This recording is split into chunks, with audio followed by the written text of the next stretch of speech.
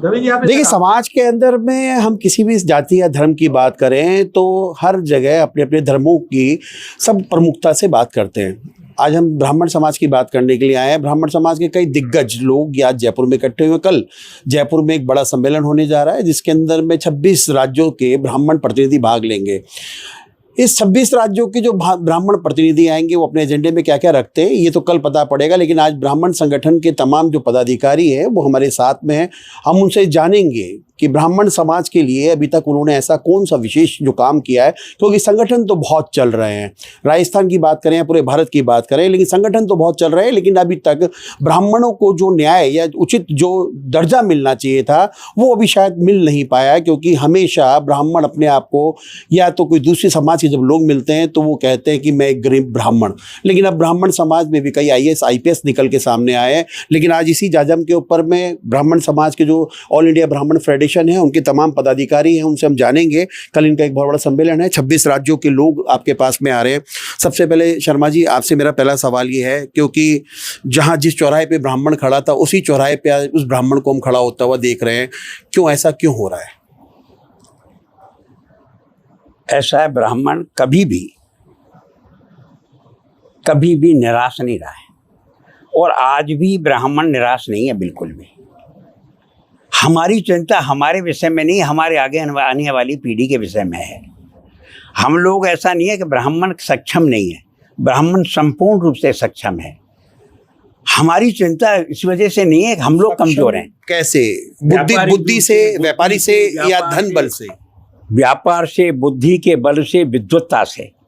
आज भी ब्राह्मण कमजोर नहीं है, आज भी ब्राह्मण विद्वान है। आज भी कोई भी व्यक्ति अगर हॉस्पिटल जाएगा तो पहले देखेगा ब्राह्मण डॉक्टर कौन सा है। तो क्या वो मदद करता है? वो मदद करता है, लेकिन उसमें काबिलियत भी है। आदमी कोर्ट में जाता है, सबसे पहले वकील देखता है कौन सा वकील है, ब्राह्मण है तो उसको सेलेक्ट करता है। लेकिन शर्मा जी, हमने सुना है कि जो जगदीश सिंह ने कहा हमें तो अपने लूटा, गैरों में कहाँ दम था, हमारी कश्ती वहीं डूबी जहाँ पानी कम था। क्योंकि समाज का आदमी समाज पे ज़्यादा भरोसा करता है, इसीलिए वो उसे ठगा सा महसूस भी करता है। एक्चुअली हमारे समाज की एक्सपेक्टेशन अपने ही लोगों से होती है। अगर मैं किसी भी रूप में सक्षम हूँ तो जो आदमी मेरे गाँव में गरीब ब्राह्मण जो नीचे स्तर पर है वो हमसे ही तो उम्मीद करेगा ना। हम जयपुर में बैठे हैं भाई, 20 ब्राह्मण 50 ब्राह्मण हमारे पास आते हैं कि हमारे ये काम कर दें। जब नहीं कर पाते हैं तो हमको कुंठा होती है, और वो तो उनसे तो होती है बेचारे कि इतनी दूर से यहाँ आया और उसका हम कुछ नहीं कर पाए। तो ये कुंठित होता है वो कि हमारे काम नहीं हो पाते हैं। अब आदमी हमसे, ब्राह्मण अपने सबसे पहले तो अपने भाई से ही उम्मीद करेगा, और वो उम्मीद अगर उसकी संपूर्ण नहीं होती है तो उसमें निश्चित रूप से कुंठा जागृत होती है। तब वो अपने आप को ठगा सा चौराहे पे ठगा हुआ खड़ा महसूस करता है। उस ब्राह्मण में विश्वास कैसे पैदा करेंगे आप? क्योंकि अगर मैं चौराहे पे खड़ा हूं तो मेरे विश्वास को कैसे जीतेंगे आप? ऐसा है, आज की स्थिति बहुत ज़्यादा परिवर्तित है। लोग काम करते हैं, लोग सहायता करते हैं, लोग सहयोग करते हैं। उसी के लिए तो हम लोग सब इकट्ठे हुए हैं कि भाई किस तरह से अपने आने वाली पीढ़ी का और हमारे समाज का जो पिछड़े खड़ा हुआ है उसको कैसे हम लोग आगे लाएं, और हमारी आगे आने वाली पीढ़ी उसको कैसे सुरक्षित करें, उसके लिए हम क्या कर सकते हैं। उसी के रूप में कल इस बहस पर गहन चर्चा होगी जिसमें पूरे समस्त भारतवर्ष के 26 प्रांतों के प्रतिनिधि यहाँ आए हुए हैं। उसी पर चर्चा करेंगे, और जितना हम लोग आवाज़ उठा पाएंगे सरकारों से उठाएंगे निश्चित रूप से हमारे लिए। इसमें वकील साहब, क्योंकि आप आगरा से आए हैं, मेरा सवाल ये है कि UGC के मुद्दे के ऊपर में तमाम बहुत सारे ब्राह्मण भी आए और बहुत सारे नहीं भी आए। एक मंच पे दिखे, उसमें राजपूत समाज के भी कई लोग थे और सब थे, लेकिन अभी तक UGC का जो मसला उस पर स्टे लगा हुआ है। ठीक है, सरकार ने स्टे लगा दिया, तो क्या लगता है सरकार UGC के खिलाफ है? या क्योंकि खिलाफ है तभी तो कानून लेकर आए वो। तो अभी तक सरकार की ब्राह्मण समाज ने कान पे क्यों आवाज नहीं लगाई? क्यों अभी तक जो स्टे लगा हुआ है? सरकार को तो तुरंत फैसला लेना चाहिए, क्योंकि ज्यादातर वोट बैंक जो है वो महाजन ब्राह्मण समाज का है उनका। जी। इस विषय में ये UGC का जो मसला है ना, यूनिवर्सिटी ग्रांट कमीशन का, वो केवल ब्राह्मणों के लिए नहीं है, वो सवर्ण समाज के लिए है। लेकिन वो समस्त सवर्ण समाज इस बात को समझ नहीं पा रहा। हो सकता है इसमें थोड़ी बहुत कमी हम लोगों की भी रही हो कि हम उन्हें समझा, उस दृष्टि से समझा नहीं पा रहे जो उसे हमें समझाना चाहिए। उसी का हम प्रयास कर रहे हैं और करेंगे आगे। हमारा प्रयास रहेगा कि जितना भी सवर्ण समाज है उसे हम इस बारे में स्थिति स्पष्ट करें, उसे एक मंच पे लाएं और ये एहसास कराएं कि भाई हम लोगों के साथ हो क्या रहा है। जिसको आरक्षण पहले मिल चुका है आज से करीब 70 साल पहले, आज चाहे वो IAS हो, चाहे मिनिस्टर हो, चाहे कोई भी हो, उसका बच्चा आज भी आरक्षित समाज में आरक्षण प्राप्त करेगा, जबकि वो सक्षम है, उसे किसी की आवश्यकता नहीं है आरक्षण की। और चूंकि हम सवर्ण हैं इसलिए हमें हटा दिया जाएगा, हमें स्वीकार नहीं किया जाएगा। ये बात जो है ये किसी भी प्रकार से स्वीकार्य नहीं है। इसे हमें सवर्ण समाज में पहुंचाना है और सवर्ण समाज को इसके साथ लाना है। देखिए स्टे वगैरह ये सब अलग बातें हैं, इनकी कोई बहुत महती आवश्यकता नहीं है। ये स्टे तभी खत्म होगा जब सवर्ण समाज एक मंच पे आएगा और अपनी बात को बलपूर्वक शासन तक पहुंचाएगा। तो सवर्ण समाज एक मंच पे आ क्यों नहीं पा रहा? क्या हमारे विचारों का मेल, क्योंकि हम पार्टी से जुड़े हुए राजनीतिक गलियारों के अंदर देखा जाए, कोई बीजेपी से जुड़ा हुआ है, कोई कांग्रेस से जुड़ा हुआ है, तो इसलिए वो एक नहीं हो पा रहे। यह भी एक कारण है, उसमें यह भी एक कारण है कि कुछ लोग और कुछ नहीं, इसमें राजनीति से जुड़े नहीं, बहुत से ऐसे लेंगे जिनके अपने स्वार्थ जो है वो इसमें सम्मिलित हैं। तो ऐसे लोगों को बाहर क्यों नहीं किया जाता समाज से? नहीं, प्रयास हो रहे हैं, ऐसी बात नहीं है कि नहीं हो रहे। अभी हमारे समाज में भी अभी कुछ लोगों को निकाला गया, लेकिन उन प्रयासों पे हम कितना अमल कर रहे हैं और कब तक उसमें सफल होंगे, ये तो अभी ज्यादा जल्दी हो जाएगी इस बारे में कुछ भी कहना। क्योंकि आप वकील हैं, उत्तर प्रदेश से आते हैं, एक सबसे बड़ा सवाल है जो जगत गुरु रामभद्राचार्य है, उन्होंने ब्राह्मणों को लेकर टिप्पणी करी, फिर भी ब्राह्मण सड़कों पे नहीं उतरा, ब्राह्मणों ने विरोध नहीं किया, तो इसका मतलब क्या समझा जाए? ऐसा ये उनके अपने व्यक्तिगत विचार हैं। लेकिन कहा तो उन्होंने ब्राह्मणों के लिए। बिल्कुल निश्चित रूप से आपका सवाल बिल्कुल सही है। उन्होंने ब्राह्मण समाज के लिए कहा है। ब्राह्मण समाज इसलिए नहीं उतरा कि उनको जो संत की उपाधि मिली हुई है, और यानी कोई भी संत अगर किसी ब्राह्मण को बेइज्जत कर देगा तो बर्दाश्त कर लेंगे? नहीं, बिल्कुल नहीं, करना चाहिए भी नहीं। लेकिन ये हमारा दुर्भाग्य है कि हम लोग ऐसे लोगों को भी पूज लेते हैं जो पूजनीय नहीं है। बिल्कुल, आप मानते हैं रामभद्राचार्य अब ब्राह्मण पूजेगा नहीं उन्हें कभी? मेरी दृष्टि में नहीं पूजना चाहिए। अच्छा, क्योंकि हमने रामभद्राचार्य की बात की, क्या लगता है जितने भी आप लोग जो ब्राह्मण फेडरेशन है वो भविष्य के अंदर में कभी भी रामभद्राचार्य की कथा का आयोजन कभी नहीं करेंगे? अब ये करना नहीं चाहिए। क्या संदेश देंगे आप ब्राह्मण जो आपके फेडरेशन के लोग? नहीं, हम तो यही कहेंगे कि जो व्यक्ति हमारे समाज के विरुद्ध है हम उसे कैसे मान्यता दे देंगे और क्यों मानेंगे? नहीं मानेंगे। ये कह सकते हैं वो आंख से अंधे दिमाग से भी अंधे हुए? नहीं, मैं ये बात नहीं कहूँगा। तो फिर विरोध कैसा हुआ? नहीं, ये देखिए, ये प्रकृति उसकी जो शारीरिक कमी है, हमारे यहाँ अष्टावक्र जी भी हुए। नहीं, लेकिन अपंग को तो अपंग ही कहेंगे ना। अपंग है, लेकिन वो अपंग किस वजह से है? वो इस वजह से अपंग नहीं है, वो शारीरिक रूप से अपंग है, लेकिन हम उन्हें मानसिक रूप से अपंग इसलिए कह सकते हैं कि उनके विचार मेल नहीं खा रहे हम लोगों से। नहीं, तो अपन ये कह सकते हैं ना शारीरिक और मानसिक रूप से दिवालियापन हो गया उनका, कह सकते हैं। क्योंकि ब्राह्मणों के लिए बोले, कह सकते हैं ये? मैं इस बारे में टिप्पणी इसलिए नहीं कर पाऊंगा। इसलिए तो ब्राह्मण एक नहीं हो पा रहा, क्योंकि आप दो बातें कर रहे हो। नहीं, दो बातें नहीं। आप मुझसे जो कहलवाना चाहेंगे वो शायद मैं नहीं कह पाऊंगा। आप जो कहलवाना, मतलब मानते रामभद्राचार्य के आप भी शिष्य हैं? नहीं, बिल्कुल नहीं। तो फिर बोलने में क्या तकलीफ है? ऐसा जिस आदमी से मैं मिला नहीं, व्यक्तिगत रूप से मेरी वार्ता नहीं है, मेरा आमना सामना नहीं हुआ, उसके वास्तविक विचार, उसने एक शब्द कहा, उसे पकड़ के आपने सवाल।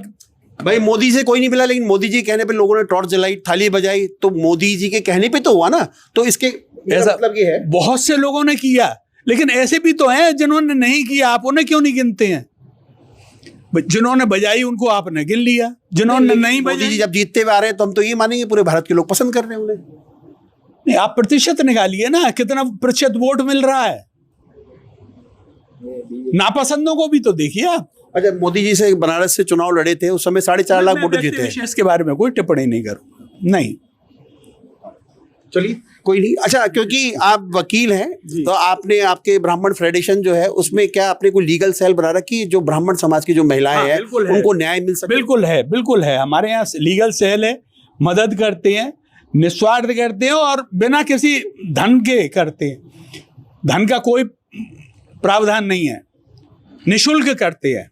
और केवल महिलाओं के लिए नहीं, उन गरीब ब्राह्मणों के लिए भी करते हैं। हमारे हर जिले में ऐसे संगठन हैं, ऐसे ये लीगल सेल हैं जो ब्राह्मणों की निशुल्क मदद करती हैं। अच्छा मैडम, क्योंकि आप ब्राह्मण समाज की ब्राह्मण आप अकेली महिला हैं, ब्राह्मण समाज की महिला अध्यक्ष हैं, क्या लगता है कि ब्राह्मण समाज की जो लड़कियां हैं कई बार दहेज के लिए जल जाती है, कई बार उन्हें घर से निकाल दिया जाता है, लव मैरिज भी बहुत सारी होती है, क्या लगता है कि उन महिलाओं के लिए आपका ब्राह्मण जो फेडरेशन है वो क्या कदम उठा रहा है? मैं सब लोग को क्या रिक्वेस्ट किया कि काउंसलिंग दे बोले बच्चों का, मदर्स का। ये लव मैरिज, जिहाद का वैसा ये चले गई है ना, इसलिए उनको क्या प्रॉब्लम्स आता उनको समझने का बोलना मदर्स का रिस्पॉन्सिबिलिटी है।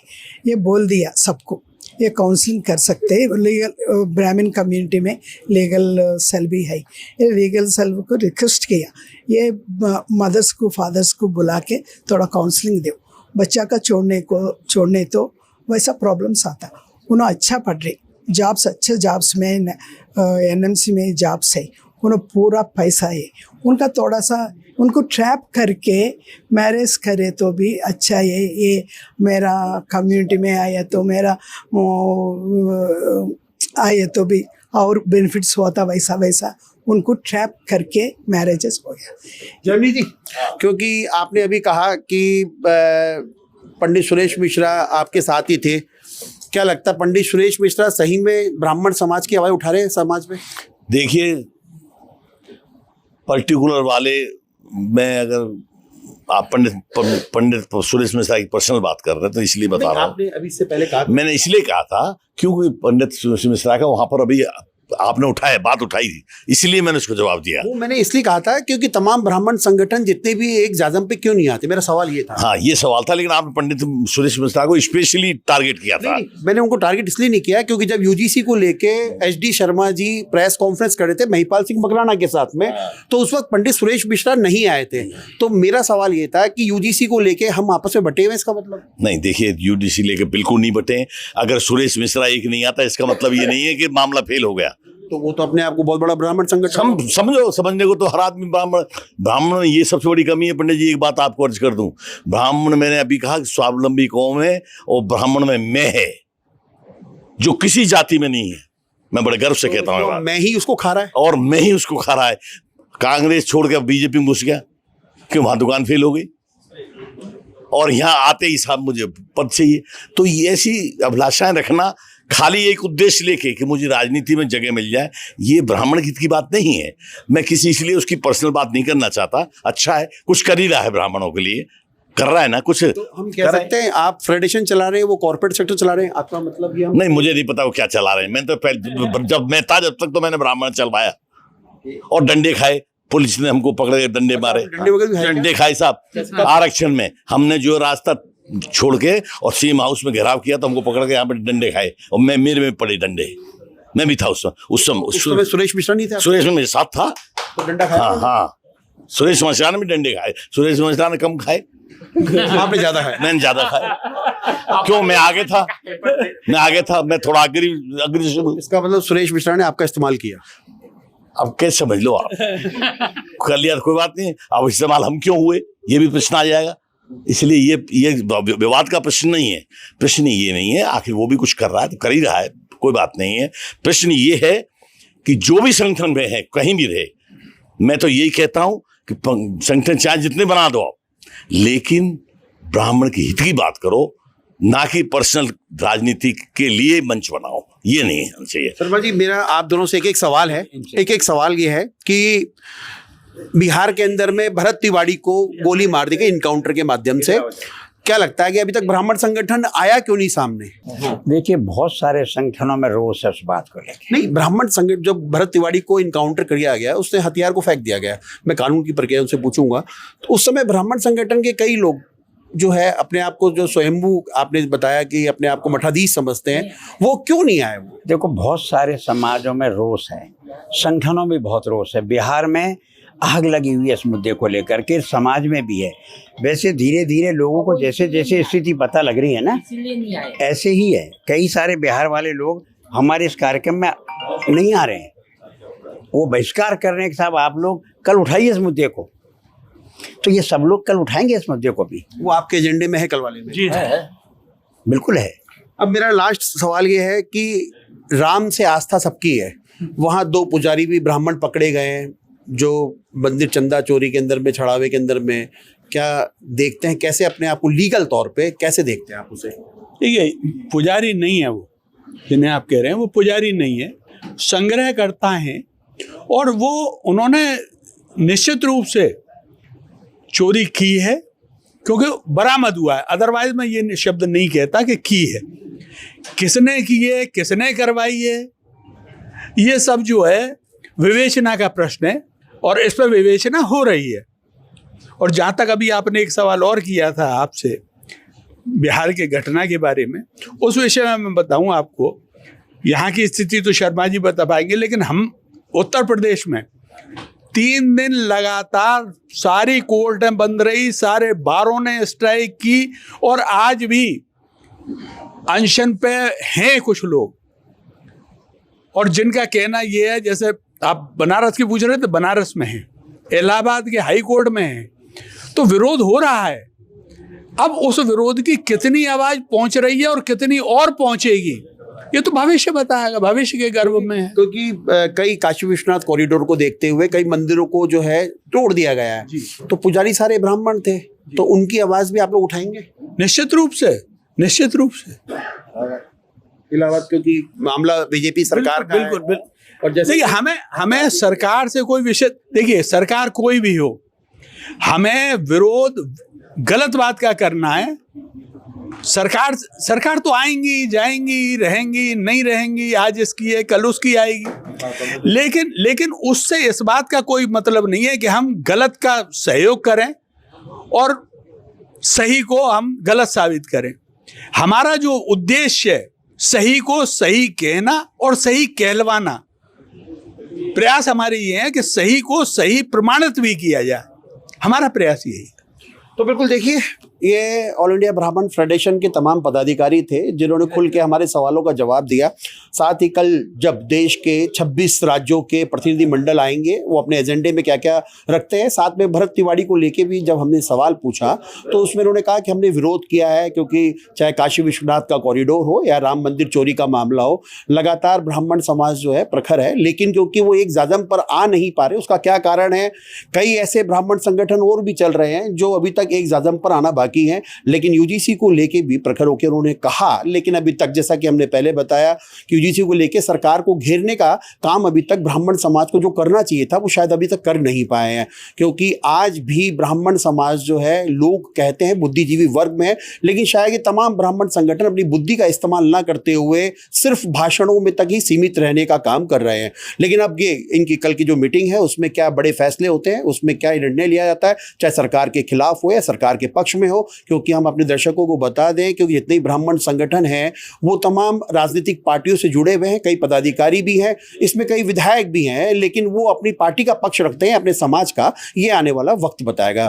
कैमरामैन जयपाल सिंह राठौड़ के साथ Manoj Sharma, news watch India, Jaipur.